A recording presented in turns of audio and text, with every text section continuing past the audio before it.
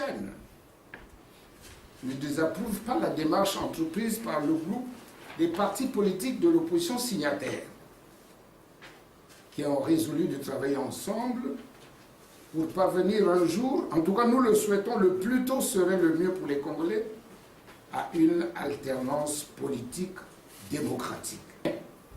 La chaîne condamne l'idée de signer un pacte, une alliance secrète, majorité-opposition, qui doit aboutir à un gouvernement d'union nationale qui ne se justifie pas.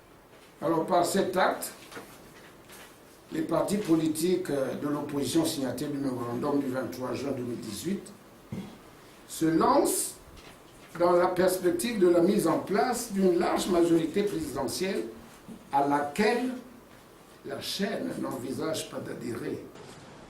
Le chef de l'État a reconnu que le pays est en difficulté, mais loin d'une banqueroute. Une affirmation gratuite, puisque les faits établissent bel et bien que le pays est en cessation de paiement, donc l'effectivité de la banqueroute. À ce propos, le dictionnaire Larousse définit la banqueroute ainsi qu'il suit. Délit commis par un commerçant qui, à la suite d'agissements irréguliers ou frauduleux, est en état de cessation de paiement. Entendez donc, dans le cas d'espèce, entendez le Congo à la tête duquel se trouve le président Sassou, son camp et le gouvernement. Dans ce cas, les agissements irréguliers ou frauduleux qui ont mis le Congo en état de cessation de paiement sont, entre autres, le fait que ces dirigeants ont spolié le trésor public et ont porté la dette à près de 120% du PIB, au-delà de la limite autorisée par la CEMAC. En conséquence, le pays est bel et bien en banqueroute.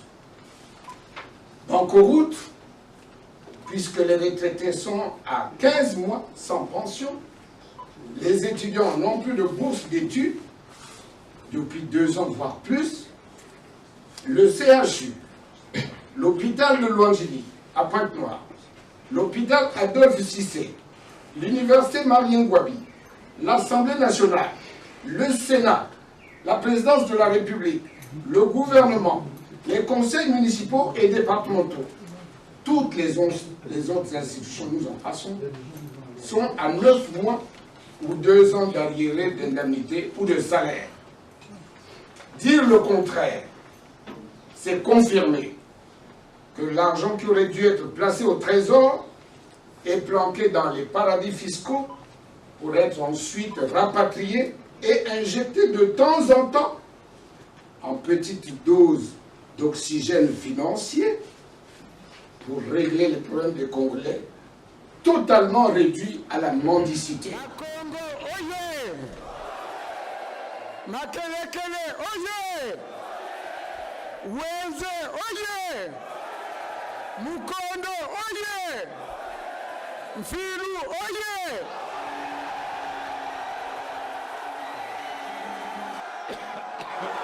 Batata, bamama,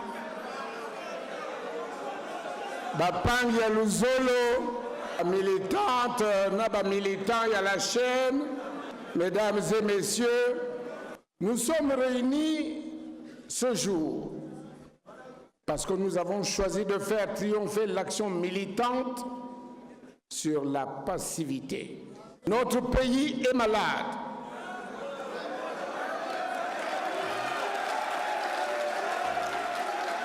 Je reprends. Comme vous le savez aussi bien que moi, notre pays est malade. Il est profondément malade par la faute des gouvernants actuels, du pouvoir actuel.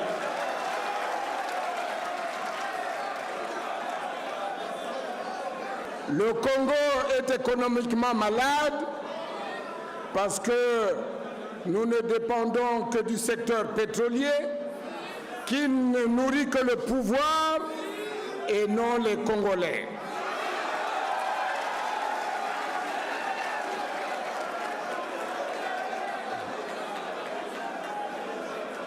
Le Congo est financièrement malade parce que les gouvernants ont explosé au-dessus de notre richesse le niveau de notre endettement, si bien que les salaires, les indemnités dans plusieurs institutions accusent plusieurs mois d'arriérés.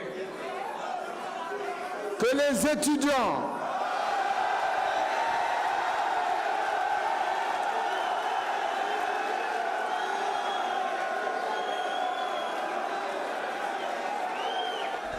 Je reprends.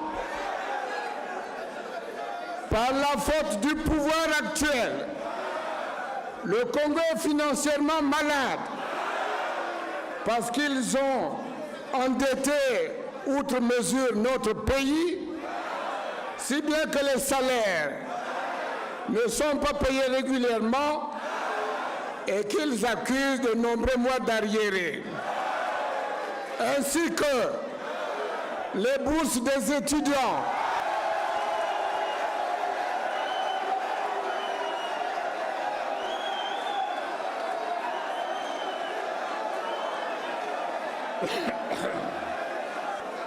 Ainsi que les étudiants qui n'ont plus perçu leur bourse depuis plus de 20 mois.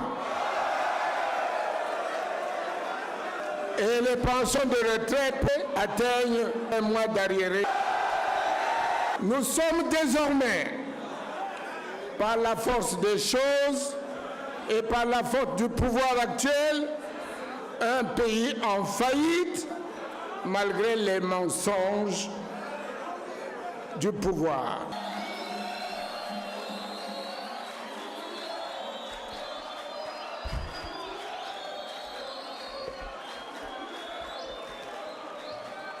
Parce que tous les pans de la société sont englués dans les antivaleurs et parce que la cohésion nationale est plus que jamais mise à mal à cause de la crise de confiance qui caractérise les rapports entre le peuple qui s'appauvrit chaque jour et les dirigeants qui s'enrichissent chaque jour.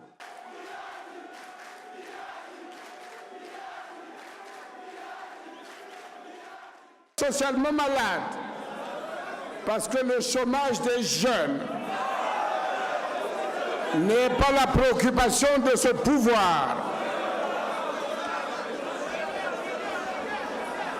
Pire encore, l'école congolaise et le système de santé sont défaillants et ne laissent présager rien de bon. Comme président de la République, je le gouvernerai autrement, en tout cas d'une manière autre que ne le fait l'actuel locataire du Palais du Peuple.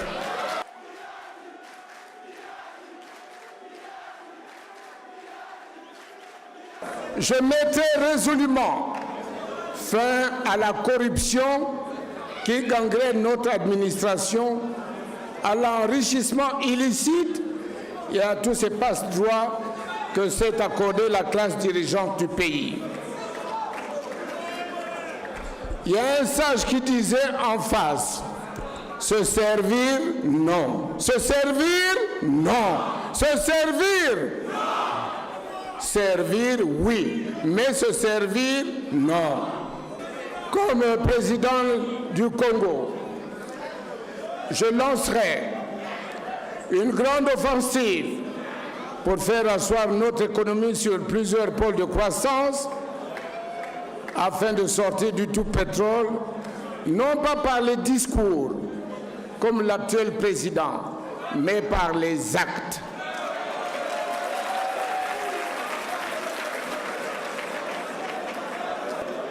Cette nouvelle économie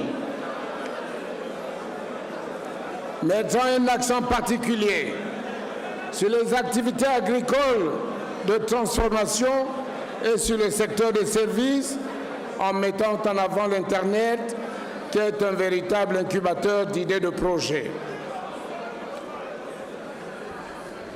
Dans le cadre de cette nouvelle économie diversifiée, je m'attacherai résolument à lancer une grande offensive pour réduire le chômage des jeunes,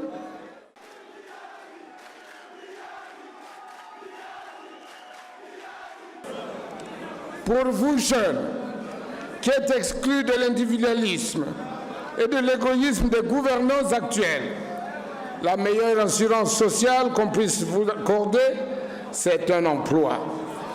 En tout cas, je m'y emploierai corps et âme pour vous donner du travail à vous les jeunes.